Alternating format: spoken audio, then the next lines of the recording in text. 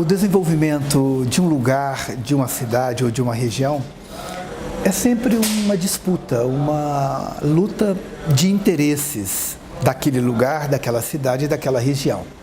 Hoje nós vamos conversar com a professora Raquel Raunic.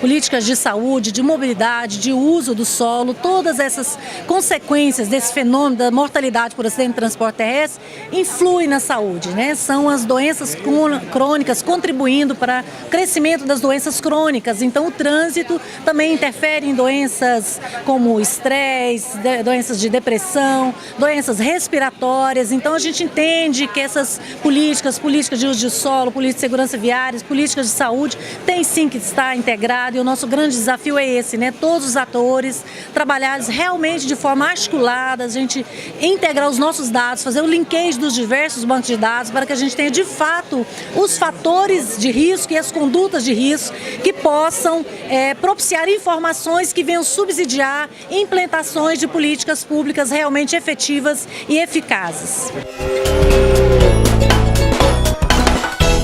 O planejamento urbano, ele é como se fosse um médico, né? Você tem aquele médico quando você está com a dor, vai te dar um remédio porque você está doendo. Ou você vai prevenir, uma prevenção. Então você tem essa opção, ou você vai ao médico porque está doendo, ou você vai ao médico para prevenir. Eu prefiro prevenir. Então nós percebemos que o município, ele na verdade, ele requer a presença de vários profissionais, dentre eles o arquiteto urbanista, o engenheiro, o agrimensor, e se estende de tal forma também na saúde. Eu acredito que a gente precisa trabalhar multidisciplinaridade, né? Nós temos, assim, dentro do poder público, diversas áreas que precisam conversar e precisam estar em conjunto trabalhando em políticas que casem em todas as vertentes. Bom, moro numa cidade pequena, eu diria assim, continua assim, porque a vivência ali da cidade pequena com a cidade grande é diferente, então o modo ali, como funciona o trânsito, é um modo mais compartilhado. Para mim não é nem repensar a questão do desenho urbano, porque nós temos excelentes legislações. É fazer com que essas legislações urbanas sejam cumpridas, como o Estatuto da Cidade. Eu entendo que a gente precisa primeiro resgatar, né, o conceito do direito à cidade e pensar a partir disso de como que a gente vai fazer e estabelecer esses marcos referenciais para que a cidade se desenvolva. Então eu entendo que a gente tem um cenário atual, se a gente tem que pensar um pouco o que a gente pensa no futuro dessas cidades e associar às políticas públicas, né? Porque muitas vezes a gente fala muito do uso do solo, mas ele fica desassociado a outras políticas, como é o caso de mobilidade urbana. E então a gente tem que começar e repensar, né? Então acho que isso é muito importante e acho fundamental em todos os processos a gente buscar fazer da forma mais democrática e participativa com aqueles que são da cidade e usam a cidade. Porque essa visão, ela também é fundamental para a gente conseguir transformar de forma positiva quando a gente pensa numa cidade que queremos, né? A partir do olhar de todas as pessoas que vivem e que desejam uma realização sempre positiva para as cidades. Nossa dica de leitura de hoje é o livro Guerra dos Lugares, publicado pela editora Boitempo, em 2015. Vale a pena conferir.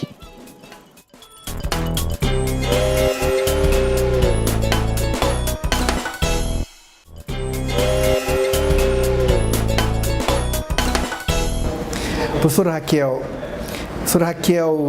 que é professora, urbanista, arquiteta e tem uma larga experiência também em planejamento. Professora, não está na hora da gente fazer uma conversa sobre luta de classes? Sem dúvida nenhuma. Aliás, a gente já fala sobre luta de classes há muito tempo, né? Desde os anos 70, no Brasil, que final dos anos 70, que toda uma literatura que construiu a ideia da cidade dual, da cidade dividida, né, colocava a questão da luta de classes na medida em que identificava a periferia como lugar do proletário e o centro da cidade como lugar do patrão, do detentor dos meios de produção, e a partir dali não só desenvolveu toda uma teoria sobre a cidade, a espoliação urbana, do Lúcio Kovarik, do Chico de Oliveira, como também inspirou as lutas pela inclusão socioterritorial dos mais pobres. Foi isso que inspirou e definiu toda uma agenda, inclusive a agenda pela reforma urbana, ao longo dos anos 80 e 90. A questão é que hoje isso se complexificou. Como diz o David Harvey, a luta de classe não está mais apenas na extração de mais-valia no chão de fábrica. O endividamento hoje, por exemplo, é um dos mecanismos de despossessão e de exploração. Então, como trazer o debate, você lembrou o David Harvey, como trazer esse debate sobre a economia, a desigualdade nas cidades? O debate sobre a desigualdade, complexificando o debate sobre a desigualdade, estão emergindo hoje temas fundamentais, como, por exemplo, o tema da agenda racial, porque o que nós estamos falando de cidades desiguais, elas não são desiguais apenas do ponto de vista econômico, elas são desiguais do ponto de vista racial, elas têm uma dimensão racial. Quando a gente percebe, por exemplo, um enorme extermínio de jovens negros na periferia através de uma ação policial, que é uma ação policial que se constitui como uma normalidade naqueles territórios, na medida em que esses territórios não são considerados como territórios formais, regulares e, portanto, aparece como se fosse um verdadeiro estado de exceção, onde o Estado brasileiro também pode agir através da exceção. Então, isso é só um exemplo de como dimensões que nós levamos pouco em consideração nessa nossa trajetória são importantes, assim como também a luta de gênero, a luta das mulheres pelo direito à cidade, uma cidade que acolhe as mulheres, também é uma expressão muito forte da desigualdade. A desigualdade também precisa ser complexificada. Instrumentos de participação. Nós tivemos uma experiência do orçamento participativo em centenas de cidades pelo Brasil, que foi uma experiência interessante, porque é um instrumento normativo do governo local que se discute recursos. Eu lhe pergunto, quais seriam hoje instrumentos de participação que facultaria resgatar uma cidade mais planejada, o planejamento participativo da cidade? Acho que teve um esforço enorme de ampliar os espaços participativos na gestão da cidade, inclusive os espaços participativos nos planos diretores, e acho que, sem dúvida, os planos diretores da última geração foram muito mais intensamente debatidos do que antes. Entretanto, acho que nós temos alguns limites para essa participação, que foi o que nós verificamos. Em primeiro lugar, a própria linguagem. E aí eu faço uma autocrítica, porque eu fui uma das pessoas que lutou muito por esses planos participativos, e o que a gente percebe é que a própria linguagem deles, dos planos, é tão formatada para uma linguagem de mercado que muito dificilmente ela acolhe de fato os desejos e as necessidades da maior parte da população. Fora isso, também temos que considerar os limites políticos dessa experiência. Infelizmente, o processo decisório da política urbana não é pautado pelos planos diretores e pelos processos participativos, mesmo onde eles existem. Ele é pautado por onde ele sempre foi, pela enorme e perversa relação entre a cidade como negócio, para aqueles que têm a cidade como seu negócio, e o negócio da política.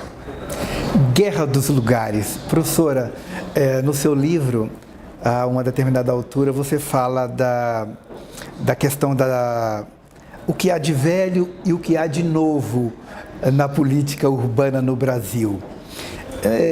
Esse título instigante, a cidade é um espaço de guerra? A cidade é um espaço de conflito. A cidade é um espaço onde permanentemente os sujeitos lutam pela apropriação do espaço em seus desejos de sobrevivência e de prosperidade. É muito importante a gente entender isso, porque a cidade é permanentemente reconfigurada por essas lutas. E eu estou me referindo não apenas à ação dos interesses mais poderosos que acabam, através do aparato administrativo, mas também do judiciário, muito fortemente, capturar uma parte da cidade com a lógica de que o melhor uso da cidade é aquele mais rentável para os investimentos sobre a cidade, mas a lógica da sobrevivência e a lógica da prosperidade das maiorias também configura e reconfigura a cidade. Eu posso dar um exemplo, acho que um dos exemplos mais claros para mim de como essa luta se dá. Em todas as cidades há um conflito eterno com os vendedores ambulantes, né? No sentido de não permitir que eles fiquem na rua, no sentido de mostrar que isto não é uma cidade moderna, não é uma cidade, que isto é a barbárie. No entanto, me parece que, claro, com devidas mudanças e exceções e oscilações, os vendedores ambulantes ganham de 20 mil a 1 e voltam às ruas sempre, transformando a cidade também numa apropriação que é para eles também e não apenas para a circulação. Ao agradecer a professora Raquel, eu quero dizer que o enorme desafio que está posto é a gente pensar de fato espaços de debate na cidade, de conversar sobre os problemas da cidade, para que possamos ter uma qualidade de vida melhor para os seus habitantes. Até! E as próprias ferramentas de planejamento urbano, elas acabam não levando esse olhar de planejamento para as periferias. E aí quando a gente fala de Smart City, cidades mais calmas, espaços mais universais para aquele grupo que está ali, a gente tem que retomar esse conceito de que para ela ser devagar, para ela ser um pouco mais harmônica, ela tem que ter a oferta de serviços em todos os locais. Então, esse é um exercício das políticas públicas. Como que eu faço para, de fato, fazer com que as pessoas se apropriem mais das cidades, dos seus espaços, né? Muitas vezes a pessoa mora no local, mas ela acaba tendo seus espaços de trabalho e lazer em outras regiões da cidade. Então, a gente tem que começar a repensar o desenho urbano e também quais são essas políticas públicas que eu estou levando. E, normalmente, a gente sente uma carência muito grande dessas políticas que são para as pessoas que estão excluídas do sistema e desses processos mesmos de definição.